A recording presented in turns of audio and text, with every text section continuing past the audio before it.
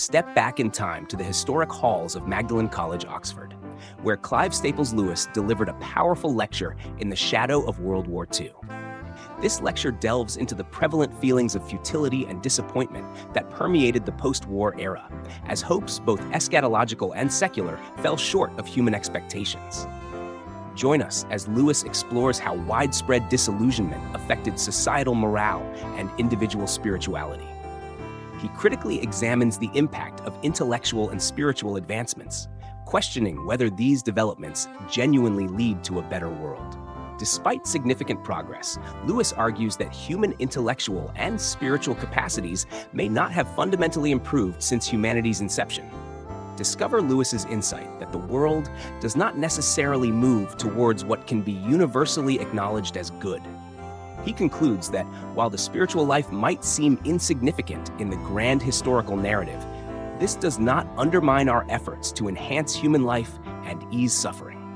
Prepare to engage with Lewis's profound reflections on coping with life's disappointments and the often overlooked simplicity of improving human conditions amidst a seemingly futile existence. 102. De Futilitate. An address given at Magdalen College, Oxford, during the Second World War, at the invitation of the president of the college, Sir Henry Tizard, and published in Christian Reflections, 1998. When I was asked to address you, Sir Henry Tizard suggested that the problem of futility was likely to be present to many of your minds. It would have been raised by the disappointment of all those hopes with which the last war closed, and the uneasy feeling that the results of the present war may prove equally disappointing. And if I remember rightly, he also hinted that the feeling of futility might go even deeper. The eschatological hopes which supported our more remote and Christian ancestors, and the secular hopes which supported the revolutionaries or even the liberals of the last century, have both rather faded out. There is a certain vacuity left, a widespread question as to what all this hustling and crowded life is about, or whether, indeed, it is about anything. And now, in one way, I am the worst person in the world to address you on this subject. Perhaps because I had a not very happy boyhood, or perhaps because of some peculiarity in my glands, I am too familiar with the idea of futility to feel the shock of it so sharply as a good speaker on the subject ought to. Early in this war, a labouring man who was doing a midnight home guard patrol with another educated man and myself discovered from our conversation that we did not expect that this war would end wars, or, in general, that human misery would ever be abolished. I shall never forget that man standing still there in the moonlight for at least a whole minute, as this entirely novel idea sank in, and at last breaking out, "Then what's the good of the ruddy world going on?" What astonished me, for I was as much astonished as the workman, was the fact that this misgiving was wholly new to him. How, I wondered, could a man have reached the middle 40s without ever before doubting whether there was any good in the ruddy world going on? Such security was to me unimaginable. I can understand a man coming in the end, and after prolonged consideration, to the view that existence is not futile. But how any man could have taken it for granted beat me, and beats me still. And if there is anyone present whose fear of futility is based solely on such local and temporary facts as the war, or the almost equally threatening prospect of the next peace, I must ask him to bear with me while I suggest that we have to face the possibility of a much deeper and more radical futility, one which, if it exists at all, is wholly incurable. The cosmic futility is concealed from the masses by popular evolutionism. Speaking to a scientifically trained audience, I need not labour the point that popular evolutionism is something quite different from evolution as the biologists understand it. Biological evolution is a theory about how organisms change. Some of these changes have made organisms, judged by human standards, better, more flexible, stronger, more conscious. The majority of the changes have not done so. As J.B.S. Haldane says, in evolution, progress is the exception and degeneration the rule. Popular evolutionism ignores this. For it, evolution simply means improvement, and it is not confined to organisms, but applied also to moral qualities, institutions, arts, intelligence, and the like. There is thus lodged in popular thought the conception that improvement is, somehow, a cosmic law, a conception to which the sciences give no support at all. There is no general tendency, even for organisms, to improve. There is no evidence that the mental and moral capacities of the human race have been increased since man became man. And there is certainly no tendency for the universe as a whole to move in any direction which we should call good. On the contrary, evolution, even if it were what the mass of people suppose it to be, is only, by astronomical and physical standards, an inconspicuous foreground detail in the picture. The huge background is filled by quite different principles: entropy, degradation, disorganization. Everything suggests that organic life is going to be a very short and unimportant episode in the history of the universe. We have often heard individuals console themselves for their individual troubles by saying, "It will all be the same 100 years hence." But you can do the like about our troubles as a species. Whatever we do, it is all going to be the same in a few 100 million years hence. Organic life is only a lightning flash in cosmic history. In the long run, nothing will come of it. Now, do not misunderstand me. I am not for one moment trying to suggest that this long-term futility provides any ground for diminishing our efforts to make human life, while it lasts, less painful and less unfair than it has been up to date. The fact that the ship is sinking is no reason for allowing her to be a floating hell while she still floats. Indeed, there is a certain fine irony in the idea of keeping the ship very punctiliously in good order up to the very moment at which she goes down. If the universe is shameless and idiotic, that is no reason why we should imitate it. Well-brought-up people have always regarded the tumbril and the scaffold as places for one's best clothes and best manners. Such, at least, was my first reaction to the picture of the futile cosmos. And I am not, in the first instance, suggesting that the picture should be allowed to make any difference to our practice. But it must make a difference to our thoughts and feelings. Now, it seems to me that there are 3 lines, and 3 only, which one can take about this futility. In the first place, you can simply take it. You can become a consistent pessimist, as Lord Russell was when he wrote The Worship of a Free Man, and base your whole life on what he called a firm foundation of unshakable despair. You will feed yourself on the Wessex novels, and the Shropshire Lad, and Lucretius. And a very manly, impressive figure you may contrive to be. In the second place, you can deny the picture of the universe which the scientists paint. There are various ways of doing this. You might become a Western idealist, or an Oriental pantheist. In either case, you would maintain that the material universe was, in the last resort, not quite real. It is a kind of mirage produced by our senses and forms of thought. Reality is to be sought elsewhere. Or you might say, as Jews, Mohammedans, and Christians do, that though nature is real as far as she goes, still there are other realities, and that by bringing them in you alter the picture so much that it is no longer a picture of futility. Or thirdly, one could accept the scientific picture and try to do something about the futility. I mean, instead of criticizing the universe, we may criticize our own feeling about the universe, and try to show that our sense of futility is unreasonable, or improper, or irrelevant. I imagine this third procedure will seem to you, at any rate to begin with, the most promising. Let us explore it.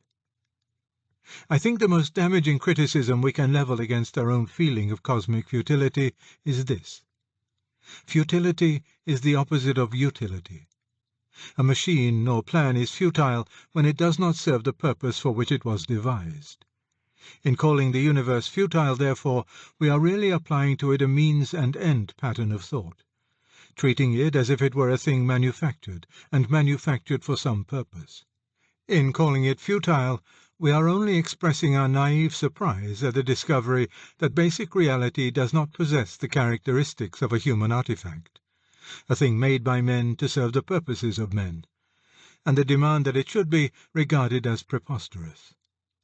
It is rather like complaining that a tree is futile because the branches don't happen to come just where we want them for climbing it, or even a stone, because it doesn't happen to be edible. This point of view certainly seems, at first, to have all the bracing shock of common sense, and I certainly believe that no philosophy which does not contain this view as at least one of its elements is at all likely to be true. But taken by itself, it will turn out to be rather too simple. If we push it to its logical conclusion, we shall arrive at something like this. The proper way of stating the facts is not to say that the universe is futile, but that the universe has produced an animal, namely man, which can make tools. The long habit of making tools has engendered in him another habit, that of thinking in terms of means and ends. This habit becomes so deeply ingrained that even when the creature is not engaged in tool-making, it continues to use this pattern of thought, to project it, as we say, upon reality as a whole. Hence arises the absurd practice of demanding that the universe should be good, or complaining that it is bad. But such thoughts are merely human. They tell us nothing about the universe. They are merely a fact about man, like his pigmentation or the shape of his lungs. There is something attractive about this, but the question is how far we can go. Can we carry through to the end the view that human thought is merely human, that it is simply a zoological fact about Homo sapiens that he thinks in a certain way, that it in no way reflects, though no doubt it results from, non-human or universal reality? The moment we ask this question, we receive a check. We are, at this very point, asking whether a certain view of human thought is true. And the view in question is just the view that human thought is not true, not a reflection of reality. And this view is itself a thought. In other words, we are asking, is the thought that no thoughts are true itself true? If we answer yes, we contradict ourselves. For if all thoughts are untrue, then this thought is untrue. There is, therefore, no question of a total skepticism about human thought. We are always prevented from accepting total skepticism because it can be formulated only by making a tacit exception in favor of the thought we are thinking at the moment. Just as the man who warns the newcomer, "Don't trust anyone in this office," always expects you to trust him at that moment. Whatever happens, then, the most we can ever do is to decide that certain types of human thought are merely human or subjective, and others not. However small the class, some class of thoughts must be regarded not as mere facts about the way human brains work, but as true insights, as the reflection of reality in human consciousness. One popular distinction is between what is called scientific thought and other kinds of thought. It is widely believed that scientific thought does put us in touch with reality, whereas moral or metaphysical thought does not. On this view, when we say that the universe is a space-time continuum, we are saying something about reality, whereas if we say that the universe is futile, or that men ought to have a living wage, we are only describing our own subjective feelings. That is why, in modern stories of what the Americans call science-fictional type, stories about unknown species who inhabit other planets or the depth of the sea, these creatures are usually pictured as being wholly devoid of our moral standards, but as accepting our scientific standards. The implication is, of course, that scientific thought, being objective, will be the same for all creatures that can reason at all, whereas moral thought, being merely a subjective thing, like one's taste in food, might be expected to vary from species to species. But the distinction thus made between scientific and non-scientific thoughts will not easily bear the weight we are attempting to put on it. The cycle of scientific thought is from experiment to hypothesis, and thence to verification and a new hypothesis. Experiment means sense experiences specially arranged. Verification involves inference. If X existed, then, under conditions Y, we should have the experience Z. We then produce the conditions Y, and Z appears. We thence infer the existence of X. Now it is clear that the only part of this process which assures us of any reality outside ourselves is precisely the inference, if X, then Z, or conversely, since Z, therefore X. The other parts of the process, namely hypothesis and experiment, cannot by themselves give us any assurance. The hypothesis is, admittedly, a mental construction, something, as they say, inside our own heads, and the experiment is a state of our own consciousness. It is, say, a dial reading, or a colour seen if you heat the fluid in the test tube. That is to say, it is a state of visual sensation. The apparatus used in the experiment is believed to exist outside our own minds only on the strength of an inference. It is inferred as the cause of our visual sensations. I am not at all suggesting that the inference is a bad one. I am not a subjective idealist, and I fully believe that the distinction we make between an experiment in a dream and an experiment in a laboratory is a sound one. I am only pointing out that the material or external world in general is an inferred world, and that therefore particular experiments, far from taking us out of the magic circle of inference into some supposed direct contact with reality, are themselves evidential only as parts of that great inference. The physical sciences, then, depend on the validity of logic, just as much as metaphysics or mathematics. If popular thought feels science to be different from all other kinds of knowledge because science is experimentally verifiable, popular thought is mistaken.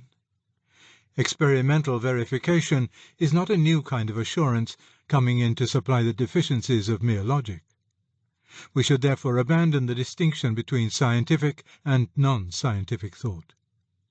The proper distinction is between logical and non-logical thought. I mean, the proper distinction for our present purpose, that purpose being to find whether there is any class of thoughts which has objective value, which is not merely a fact about how the human cortex behaves.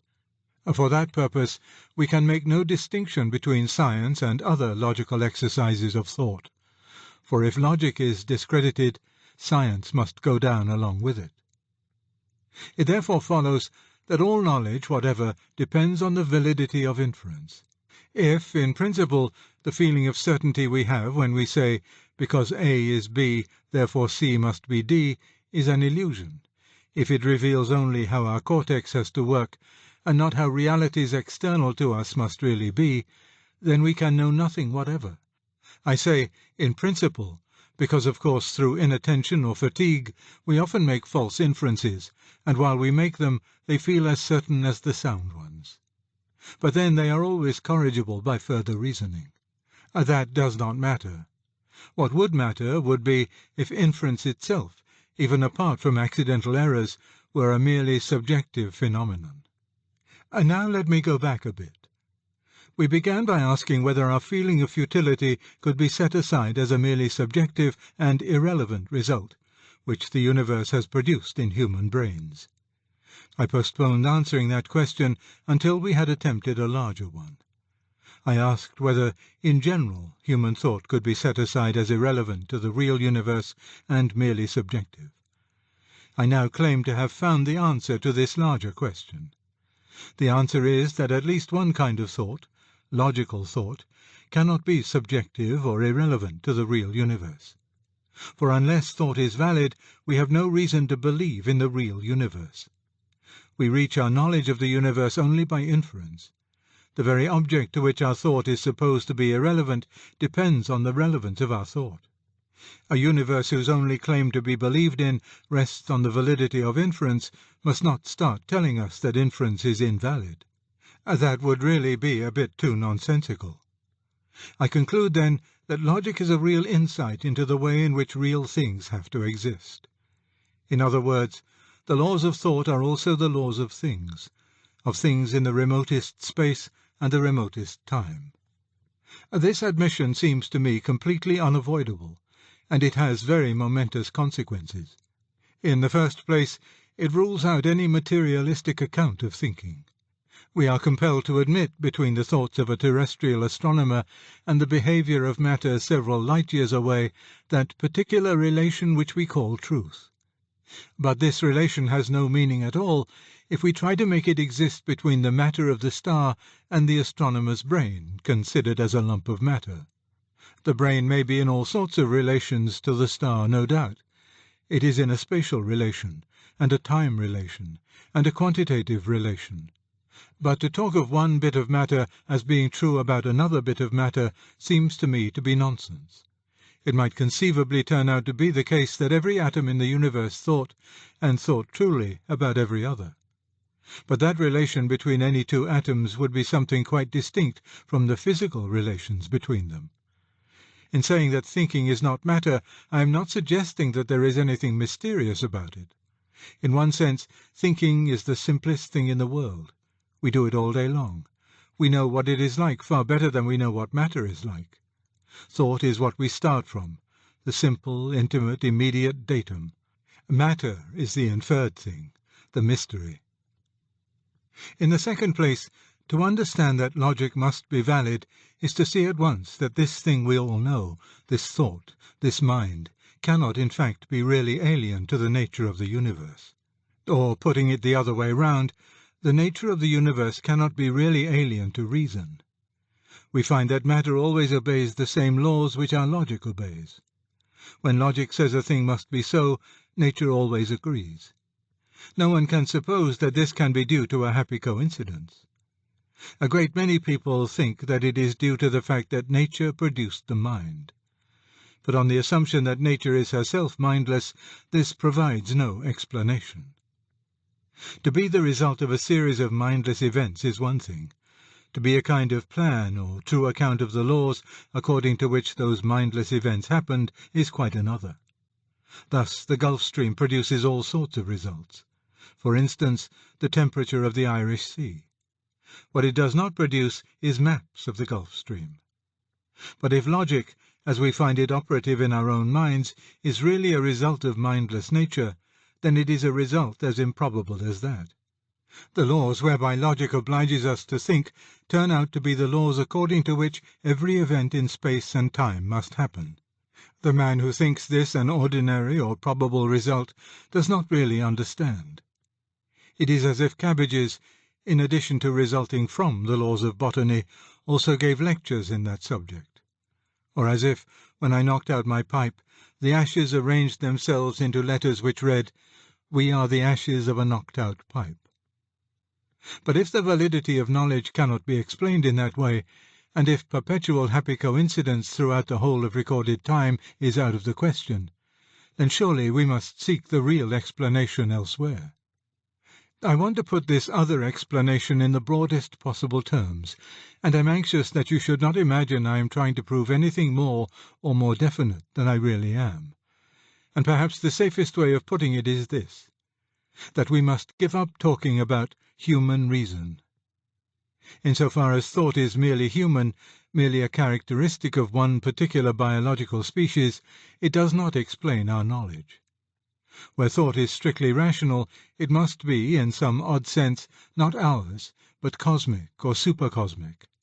It must be something not shut up inside our heads, but already out there, in the universe or behind the universe, either as objective as material nature, or more objective still.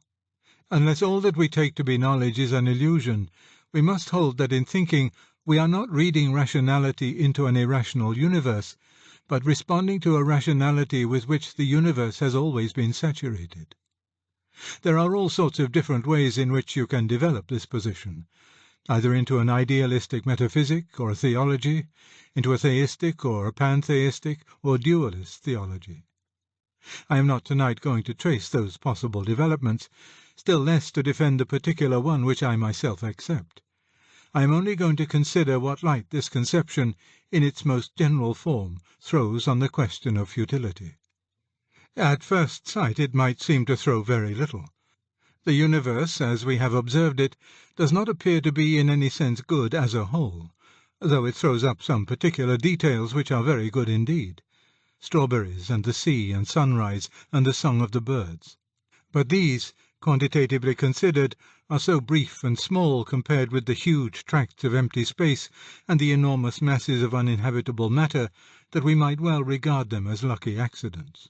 We might therefore conclude that though the ultimate reality is logical, it has no regard for values, or at any rate for the value we recognize. And so we could still accuse it of futility. But there is a real difficulty about accusing it of anything. An accusation always implies a standard. You can call a man a bad golf player because you know what bogey is. You call a boy's answer to a sum wrong because you know the right answer. You call a man cruel or idle because you have in mind a standard of kindness and diligence. And while you are making the accusation, you have to accept the standard as a valid one. If you begin to doubt the standards, you automatically doubt the cogency of your accusation. If you are skeptical about grammar, you must be equally skeptical about your condemnation of bad grammar. If nothing is certainly right, then of course it follows that nothing is certainly wrong. And that is the snag about what I would call heroic pessimism. I mean the kind of pessimism you get in Swinburne, Hardy, and Shelley's Prometheus, and which is magnificently summed up in Houseman's line, "Whatever brute and blackguard made the world." Do not imagine that I lack sympathy with that kind of poetry.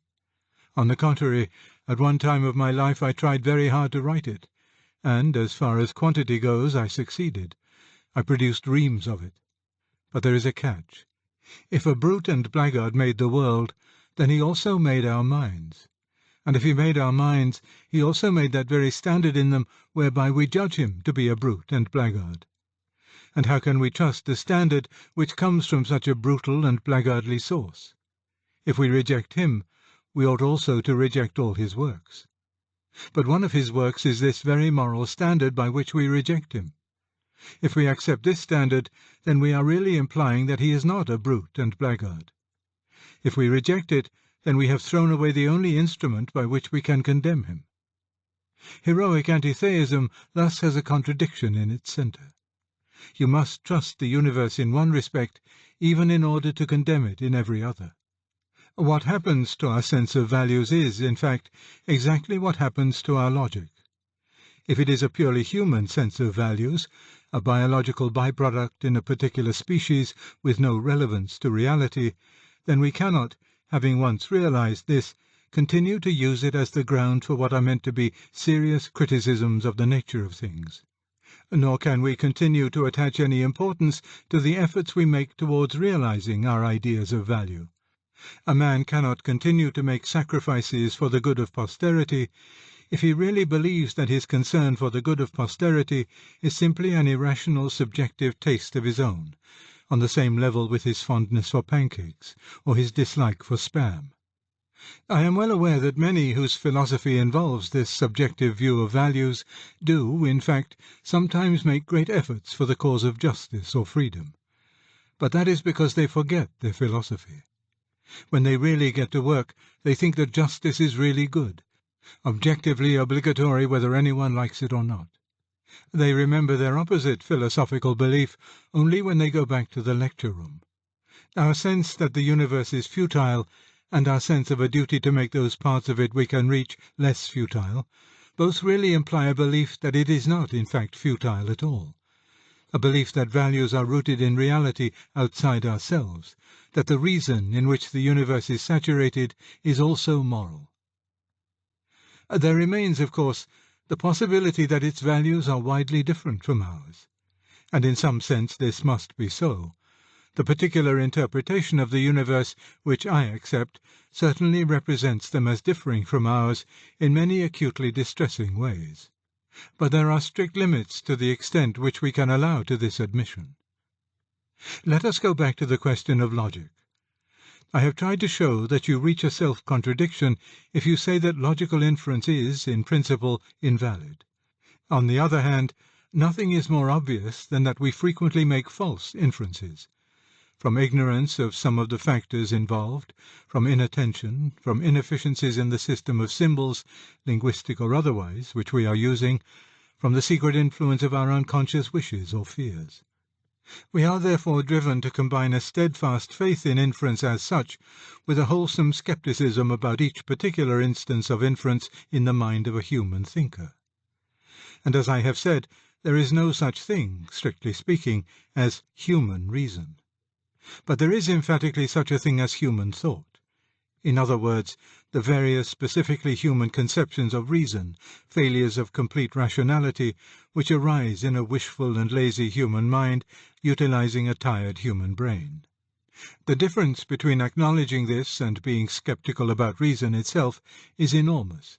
For in the one case we should be saying that reality contradicts reason, whereas now we are only saying that total reason, cosmic or supercosmic reason, corrects human imperfections of reason. Now, correction is not the same as mere contradiction. When your false reasoning is corrected, you see the mistakes. The true reasoning thus takes up into itself whatever was already rational in your original thought. You are not moved into a totally new world. You are given more and purer of what you already had in a small quantity, and badly mixed with foreign elements. To say that reason is objective is to say that all our false reasonings could, in principle, be corrected by more reason. I have to add, in principle, because, of course, the reasoning necessary to give us absolute truth about the whole universe might, indeed certainly would be, too complicated for any human mind to hold it all together, or even to keep on attending. But that, again, would be a defect in the human instrument, not in reason. A sum in simple arithmetic may be too long and complicated for a child's limited powers of concentration, but it is not a radically different kind of thing from the short sums the child can do. Now, it seems to me that the relation between our sense of values and the values acknowledged by the cosmic or supercosmic reason is likely to be the same as the relation between our attempts at logic and logic itself. It is, I admit, conceivable that the ultimate reason acknowledges no values at all. But that theory, as I have tried to show, is inconsistent with our continuing to attach any importance to our own values. And since everyone in fact intends to continue doing so, that theory is not really a live option. But if we attribute a sense of value to the ultimate reason, I do not think we can suppose it to be totally different from our own sense of value. If it were, then our own sense of value would have to be merely human, and from that all the same consequences would flow as from an admission that the Supreme Mind acknowledged no values at all. Indeed, to say that a mind has a sense of values totally different from the only values we can conceive is to say that that mind has we know not what, which is precious near saying nothing particular about it. It would also be very odd, on the supposition that our sense of values is a mere illusion, that education, rationality, and enlightenment show no tendency to remove it from human minds.